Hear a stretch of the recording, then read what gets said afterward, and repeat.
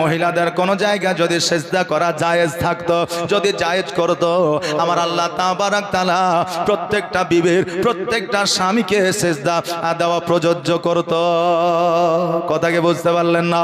একজন মায়ের কাছে অর্থাৎ একজন বিবির কাছে সব চাইতে দামি হলো তার স্বামী। স্বামী যেটা বলবে সেটাই তাকে শুনতে হবে। স্বামী যে অর্ডারটা করবে সে অর্ডারটা তাকে মানতে হবে। স্বামীর কথার যদি অবাধ্য হয়ে যায়, যতই ইবাদত বান্দেগি করুক না কেন, তার স্থান জাহান্নামের মধ্যে হবে। আমার রাসূল বলেছে, একজন নারী যদি নামাজও না পড়ে, একজন নারী যদি রোজাও না করে, যদি অসুস্থতার কারণে, যদি তার আপনার কোনো রোগের কারণে যদি এটা হয়ে যায়, আর ওই নারী যদি ইন্তেকাল করে যায়, ওর স্বামী যদি একবার আল্লাহর দরবারে দোয়া করে দেয় যে আমি আমার স্ত্রীর প্রতি সন্তুষ্টিত ছিলাম, আমার নবী বলেছেন স্বামীর এই কথাটার কারণে ওই বিবিকে আমার আল্লাহ তাবারক তাআলা জান্নাতে দেবে, তার জন্য জাহান্নামের আগুন হারাম করে দিবে। জোরে বলেন সুবহানাল্লাহ। বাবাজি ভাইরা, আমার মায়েরা, এই জন্য বিবিদের প্রতি আপনারা গুরুত্ব দেন, আর বিবিরা স্বামীর প্রতি গুরুত্ব দেবে। মেয়েদেরকে কিন্তু গোলাম করে বানানো হয় না। অনেক স্বামী আছে স্ত্রীদের গোলাম মনে করে, করে কি করে না? তোর বাপের বাড়ি থেকে এসে তুই 10 লাখ টাকা নিয়ে এসছিস নাকি, আমি যা বলবো তাই শুনতে হবে তোকে। যদি না শুনে বাড়ি থেকে বার হয়ে যায়, অনেক রকমের কথা বলে। বাবারে, মহিলারা আমাদের গোলাম নয়, ওই মহিলারা আল্লাহর তরফ থেকে আমাদের জন্য নিয়ামত। আমার আল্লাহ বলেছেন পুরুষদের জন্য আমি নারীকে যদি গোলাম করে বানাইতাম, তবে আদম আলাইহিস সালামের পায়ের মাটি দিয়ে তৈরি করতাম। যদি আমি নারীদেরকে যদি ছোট করে বানাইতাম, তা আদম আলাইহিস সালামের হাটের মাটি দিয়ে তৈরি করতাম। কিন্তু না না, নারীদেরকে পুরুষদের জন্য নিয়ামত করে তৈরি করেছে। এই জন্য আদম আলাইহিস সালামের বাম দিকের বক্ষস্থলের মাটি লইয়া আমি নারীদেরকে তৈরি করেছি। এই জন্য নারীদের স্থান পায়ের তলে নয়, নারীদের স্থান গোলামি করা নয়। নারীদের জায়গা হলো প্রত্যেকটা স্বামীর বুক স্থলে, হৃদয় মাঝে। জোরে বলেন সুবহানাল্লাহ। বাবাজি ভাইরা, আজকে আমরা মনে করি তালাকে একবার যদি তালাক দিয়ে দিই বিবি ভয় করবে।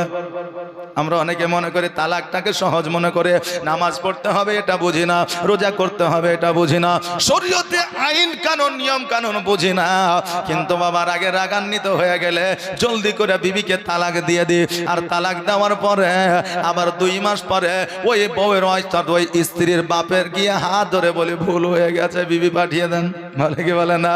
বাবারে, একটা কথা শুনলে আমার নবী বলেছেন বিবিকে তালাক তখনই দিতে হবে যখন তুমি নিজে চিন্তা করবে আমি বিবি নিয়ে আর চলবো না। যখন তুমি চিন্তা করবে এই বিবিকে নিয়ে আমি সংসার করতে পারবো না, তখনই একমাত্র তালাক দাও। বুঝে সুঝে বুদ্ধি নিয়ে তারপরে তালাক দিও। কথায় কথায় তুমি তালাক দিও না। আজকে বাবা প্রায় ঘরে ঘরে অনেক বিবিকে অনেক স্বামী তালাক দিয়েছে, কিন্তু সমাজ জানে না, বাপ মা জানে না, একমাত্র স্বামী আর স্ত্রী জানে। ওইভাবে অনেকে সংসার করতে আছে, কিন্তু তারা জানে না এই তালাকটা কেউ জানুক আর না জানুক, আমার আল্লাহ তাবারক তাআলা জানে। আর এই তালাকের ইফেক্টটা আপনার পড়বে সন্তানের মধ্যে, ছেলেদের মেয়েদের মধ্যে এই তালাকের ইফেক্টটা পড়বে। আপনি বলবেন কেমন ইফেক্ট পড়বে? এই তালাকটা আপনি কাউকে দেননি, কেউ শোনেনি, কেউ জানে না, এটা ঠিকই। আস্তে আস্তে আস্তে আস্তে ওই সন্তানগুলো বাপকে বেশি ভালোবাসবে কিন্তু মাকে বাসবে না। আবার কেউ আপনার মাকে বেশি ভালোবাসবে, আব্বাকে ভালোবাসবে না। এটা কিন্তু বাবা ওই গুনার কিন্তু আপনার ইফেক্ট পড়েছে সন্তানের উপরে। এটা আপনি বুঝতে হয়তো পারেন না। আরে বাবা যে ভাইরা, আপনি যখন একটা জিনিসকে ঘৃণা করবেন, মন থেকে একেবারে ঘৃণা যখন করবে, তখন সেইখান থেকে সরবে, তার আগে সরবেন না। আমরা মনে করি তালাকটাই আমাদের শেষ সিদ্ধান্ত, এতে আমাদের ঝামেলা কমে যাবে। কিন্তু বাবা না রে, ঝামেলা তালাক দিলে আরো বেড়ে যাবে। এই জন্য আমার রাসূল পাক সাল্লাল্লাহু তাআলা আলাইহি ওয়াসাল্লাম রাগ কমানোর জন্য একটা ওষুধ দিয়েছে, একটা দাওয়া দিয়েছে। দাওয়াটা নেবেন কিনা? নেবেন? কে কে নেবেন? একবার হাত উঠান তো দেখে। 2 জন 3 জন সবাই নেবে তো? ও ডাক্তারের কাছে ওষুধ নিতে গেলে তাকে তো বলতে হবে যে আমার কোমরে ব্যথা করছে নাকি, না বললে কি করে দিবে? হ্যাঁ সুবহানাল্লাহ। আমার নবী বলেছেন যাদের রাগ বেশি, রাগকে কন্ট্রোল করার জন্য আমি একটা দাওয়া দিয়েছি, একটা ওষুধ দিয়েছে। আমার নবী যে ওষুধ দিয়ে দিয়েছে, ওই ওষুধের ওপরে কোনো বিজ্ঞানের চালাকি খাটেনি, কিয়ামত পর্যন্ত খাটবে না। জোরে বলেন সুবহানাল্লাহ। আমার নবী মুস্তাফা সাল্লাল্লাহু তাআলা আলাইহি ওয়াসাল্লাম বলেছে, হ্যাঁ আমার উম্মত উম্মতিরা, তোমাদের যখন খুব রাগ হয়ে যাবে তখন তোমরা দ্রুতভাবে বসে যাবে। বসে গেলে অনেকটা রাগ কমে যাবে। বসেও যদি রাগ না কমে, তোমরা জলদি করে শুয়ে পড়বে। আর শুয়ে গেলে তোমাদের সব রাগ কমে যাবে। জোরে বলেন সুবহানাল্লাহ। বেরাদানে মিল্লাত ইসলামিয়া, এই জন্য আমরা বিবিদেরকে খ্যাচখ্যাচ করব না, নাক দেখাবো না, মুখ দেখাবো না। বিবিদেরকে আমরা কোনো রকমের বলবো না বাড়ি থেকে বার হয়ে যায়। সবচাইতে নিকৃষ্ট কথা হলো বিবিদেরকে যারা বলে বাড়ি থেকে বার হয়ে যা, এই কথাটাই আমার আল্লাহ তাবারাক তাআলা পর্যন্ত নারাজ হয়ে যায়। বাপের বাড়িতে 16 বছর, 18 বছর, 20 বছর লালিত পালিত হওয়ার পরে ওই বাপের বাড়িটা ছেড়ে স্বামীর বাড়ি আসে। স্বামীর বাড়িতে সারা জীবন কাটিয়ে দিব বলে, আর ওই স্বামী যদি বলে বাপ আমার বাড়ি থেকে বার হয়ে যা, ওই কিন্তু বিবির আর বাড়ি থাকে না। বাপের বাড়িটা আর বাপের বাড়ি থাকে না, স্বামীর বাড়িটাই তার আসল বাড়ি হয়ে যায়। স্বামীর বাড়িতে সারা বছর থাকলে স্বামী বলে না যে আমার বাড়িতে বসে বসে খাচ্ছ আর ঝামেলা লাগাচ্ছ, এটা কিন্তু স্বামী বলে না।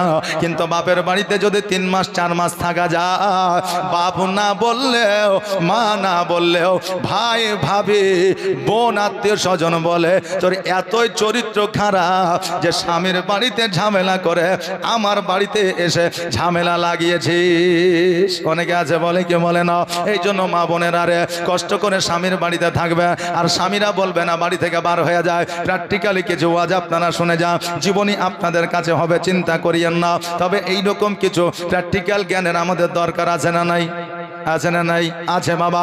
হ্যাঁ বাবা শোনে, আমার মা বোনেরা আজকের স্বামীদের সঙ্গে চালাকি করছে, শফিকের ভিডিও দেখে আজকের স্বামীদের সঙ্গে চালাকি করছে, আপনার সিরিয়াল দেখে আজকের স্বামীদের সঙ্গে চালাকি করছে, আজকে আপনার কি বলে হটস্টার দেখে, এইরকম কিছু দেখে বিবিরা স্বামীদের সঙ্গে চালাকি করছে। বলে হুজুর আপনি কেমন করে বললেন, একবার উদাহরণ দেন। একজন মা স্বামীর জন্য ভাত রান্না করছে, স্বামীর জন্য ভাত রান্না করেছে, আর বাবা শফিকের ভিডিও দেখছে। এই ভিডিওতে এত পাগল হয়ে গেছে, ভাত পুড়ে গেছে জানতে পারে না। যখন গন্ধ বের হচ্ছে তখন ওই যে ভাতটা পুড়ে গেল, এবার মার পাশিয়ে এবার তলের পুড়া ভাতগুলো ফেলে দিল, আর ওই ভাতটা কিন্তু স্বামীকে আপনার খুলে দিয়েছে। বাবা পুরা ভাত যদি ফেলে দেন তবে ভাতটা পুরা দেখতে পাবেন না, কিন্তু পুরা যে গন্ধটা আছে ওই গন্ধটা দূর হবে না, হবে না। এবার স্বামী বলতেছে বিবিরে আজকে ভাতটা পুরা পুরা কেন গন্ধ করতে আসে। এবার বিবি বলছে এই রেগে গেল। এবার যদি বলে ভাত পুড়ে গেছে, স্বামী তো রেগে গিয়ে বলবে কি করে পুড়লো, হয়তো মায়েরও হইতে পারে, না হলে অন্য গরম দেখিয়ে কথা বলবে। এই জন্য স্বামীর সঙ্গে চালাকি করতে হবে। এবার স্বামীকে বলছে স্বামী গো আপনি কোনোদিন কি তান্দুরি রুটি খেয়েছেন? বলে হ্যাঁ খেয়েছি। বলে তান্দুরি রুটি কি পুরা পুরা গন্ধ করে না? বলে করে। তবে ওই তান্দুরি রুটি কি খেতে খারাপ লাগে? বলে না খুব ভালোই লাগে। বলে স্বামী গো এতদিন তান্দুরি রুটি খাইয়াছ, আজকে আমি আদর করে যত্ন করে আমি তোমার জন্য তান্দুরি ভাত বানিয়েছি। বলে যত্ন করে আদর করে আজকে তান্দুরি ভাত বানিয়েছে। স্বামী বলছে আরে আমার বিবি আমাকে কত ভালোবাসে যে আজকে তান্দুরি ভাত বানিয়েছে, জীবনে কোনোদিন খাইনি। বিবি যখন বানিয়েছে আমি আরাম করে ভাতটা গোস্ত দিয়ে খাবো। বাবারে স্বামীকে তুমি বুঝাইয়া দিলা ঠিকই, কিন্তু তুমি তো চালাকি করলা। এই চালাকি কাল কিয়ামতের দিনে যখন ধরা পড়ে যাবে, তুমি যদি স্বামীকে ভালোবাসো তবুও তোমাকে ওই স্বামীর সঙ্গে জান্নাতে দেওয়া হবে না। আর স্বামীকে যদি ভালোবেসে চালাকি না করো, কিয়ামতের দিন ওই স্বামী যদি স্ত্রীকে চায় তো তোমাকে আমার আল্লাহ হুরের মতো চেহারা এবং ক্ষমতা দিয়া স্বামীর সঙ্গে জান্নাতবাসী করবে। জোরে বলেন সুবহানাল্লাহ। বাবাজি ভাইরা আমার মায়েরা, বিবিদেরকে কেমন ভালোবাসতে হবে আর বিবিরা স্বামীদের কেমন ভালোবাসবে, আসেন আমার নবী মুস্তাফা সাল্লাল্লাহু তাআলা আলাইহি ওয়াসাল্লামের কাছ থেকে আমরা একবার দেখে নিই, জীবনীটা শুনে একটু ইতিহাসটা জীবনটা আমরা লক্ষ্য করে স্বামী স্ত্রী কেমন ব্যবহার দেখাতে হবে, কেমন ভাবে চলতে হবে একবার আমরা লক্ষ্য করব, তবে আমাদের জীবনটা পরিবর্তন হয়ে যাবে। আমার খাদিজাতুল কুবরা রাদিয়াল্লাহু তাআলা আনহা উনি পায়গাম পাঠালেন, চিঠি পাঠালেন কার কাছে? আমার নবীজির কাছে। বলে আমি আপনাকে ভালোবাসি, আমি আপনাকে বিবাহ করতে চাই, তবে আপনি যদি রাজি থাকেন আমাকে বিবাহ করতে পারে। আমার নবী বললেন খাদিজার সৈন্য তুমি যাও যাও, খাদিজাকে বলে দাও আমার অভিভাবক আমার চাচারা আছে, অতএব আমার চাচারা যদি বিয়ে দেয় আমি বিয়ে করব, যদি না দেয় আমি বিয়ে করতে পারবো না, কারণ তারা যেখানে বিয়ে দেবে আমি নবী সেইখানে বিয়ে করব। এই কথাটা খাদিজার কাছে পৌঁছে গেল। খাদিজাতুল কুবরা রাদিয়াল্লাহু তাআলা আনহা এবারে আমিরে হামজার কাছে খবরটা পাঠাইলো। আমিরে হামজা ভাইদেরকে নিয়ে আলোচনা করলো।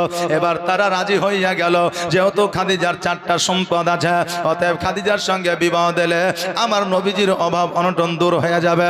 তারা একটা কারণে বিয়ে দিয়েছে, কিন্তু আমার নবীজি তো কোনো সম্পদের অভাব নাই এটা তারা জানে না। এবার আমার নবী বললেন ওগো চাচা, আজকে খাদিজাকে আমি বিবাহ করব, কিন্তু আমার 3টা শর্ত যদি মেনে লয়। বলে কি কি শর্ত? বলে 1 নম্বর শর্ত হলো তার যত জমি জায়গা আছে সব জমি জায়গা দান করে দিতে হবে। 2য় নম্বর শর্ত হলো আমি যে কাপড়টা দিব সে কাপড়টা তাকে পরিধান করতে হবে। 3য় নম্বর শর্ত হলো 7 দিন ধরে অনাহারে থাকলেও একটা খেজুর খেতে বসলে ফকির মিসকিন চলে আসলে নিজে না খেয়ে ফকির মিসকিনকে দিয়ে দিতে হবে। চাচা আমিরে হামজা মুচকি হাসি দিয়ে বলতেছে ভাতিজা তুমি বিয়ে করবে না ডাইরেক্ট বলো, ইনডাইরেক্ট কেন বলছো? একজন রানী কোনোদিন সম্পদ সব দান করতে পারে না। একজন রানীর যার খাবারের অভাব নয় সে 7 দিন ক্ষুধার্ত থাকতে পারে না। যার কোনো চপ্পলের পোশাকের অভাব নাই, তোমার একটা পোশাকে সে জীবন যাপন করতে পারে না। আমার নবী বলে চাচা আপনি শুধুমাত্র একবার গিয়ে বলে সে মানছে কিনা একবার দেখা। আমিরে হামজা কিন্তু ভয়ে আর গেল না। কয়েকদিন পরে খাদিজা যেন ডাক দিল, এবার বেরাদার, এবার আমিরে হামজা গেল। যাওয়ার পরে বলল চাচা কি খবর, বিয়ে কি হবে না? বলে না না ভাতিজা রাজি হয় না। যখন এই কথা বলেছে খাদিজাতুল কুবরা রাদিয়াল্লাহু তাআলা আনহা অঝর নয়নে বাবা কান্না করতে আরম্ভ করেছে। আমিরে হামজা বলে খাদিজা তুমি কান্না করিও না, কান্না করিও না, আমি তোমাকে বুঝায়া বলছে আমার নবী ডাইরেক্ট বলে নাই বিবাহ করব না, কিন্তু 3টা শর্ত দিয়েছে। বলে কি শর্ত বলো? বলে 1 নম্বর শর্ত তোমার সমস্ত সম্পদ দান করে দিতে হবে। 2য় নম্বর শর্ত হলো যে কাপড়টা দিবে সেটা পরিধান করে তোমাকে জীবন যাপন করতে হবে। 3য় নম্বর হলো 7 দিন অনাহারে থাকিয়া যদি একটা খেজুর খাইতে বসো ওই খেজুরটা কিন্তু তোমাকে ফকির মিসকিনকে দান করে দিতে হবে। খাদিজা বলছে চাচা গো এই 3টা শর্ত দিয়েছে। বলে হ্যাঁ। বলে আর কি কোনো শর্ত আছে? বলে না। চাচা আজকে 3টা শর্ত তো দূরের কথা, আমার নবী যদি চাইতো আমার নিজের কলিজা পর্যন্ত বার করে দিতাম। জোরে বলেন সুবহানাল্লাহ। কি হলো মাইকের গো? দরুদ শরীফ পড়েন আল্লাহুম্মা সাল্লি মৌলানা মুহাম্মদ ওয়ালা আলিহি মৌলানা মুহাম্মদ সাল্লাল্লাহু তাআলা আলাইহি ওয়াসাল্লাম। খাদিজা বলে চাচা গো আজকে আমার নবী মুস্তাফা সাল্লাল্লাহু তাআলা আলাইহি ওয়াসাল্লাম এই 3টা শর্ত তো দূরের কথা, নবী যদি চাইতো আমি নির্দ্বিধায় আমার কলিজাটা বার করে দিতাম। চাচা যাও যাও তুমি আমার নবীকে জানায় দাও আমি এই 3টা শর্তে রাজি হয়ে গেছি। নবী গো তোমার মতো এত ভালো, তোমার মতো এত ভালো কেউ তো আমায় বাসে না, তাই তো নবী আমি তোমার দিবানা, তাই তো রাসূল আমি তোমার দিবানা। জোরে বলেন সুবহানাল্লাহ। দেখেন মাইক না উঠলে মুশকিল হয়ে যাবে। মাইক ম্যানরাই তো আমরাকে চালাইছে নাকি বলে, প্রতিদিন চলছে। এখন মাইক ম্যান যদি ঠিকঠাক না চালায়, বুঝলেন, একমাত্র মৌলবীদেরকে যদি বসাইতে পারে তো মাইক ম্যানরাই পারবে, জি, তাছাড়া কেউ পারবে না। তো মাইক যদি ভালো বাজে তাইলে আমরা ওকে, আর যদি একটু খারাপ বাজে তাইলে বুঝলেন হয়ে গেল আমাদের ওয়াজ। সুবহানাল্লাহ, একবার দরজা পড়ে আল্লাহুম্মা সাল্লি আলা